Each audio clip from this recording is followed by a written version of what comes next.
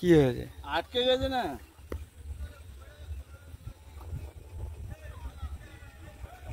ফিন মাছ ধরে না মাছ বেকার হয়ে গেছে জানা আমাদের যা ঢুকে গেছে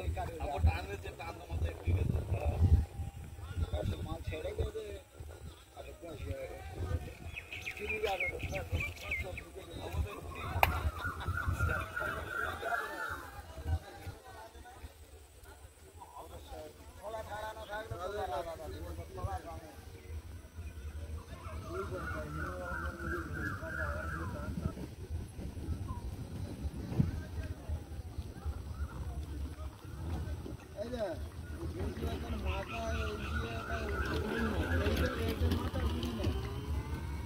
মাথা ঘুরিয়ে ওই দিকে দিকে খেয়ে দিলে উঠে যাবে নাহলে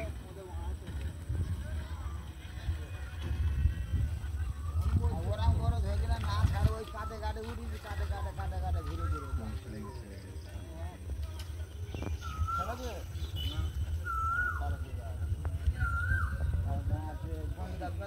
মাছ ধোয়া থাকে সেই কার চলে সে মাছ সব ধোয়া থাকে ওদিকে চলে কাটে তো উড়ি মেরি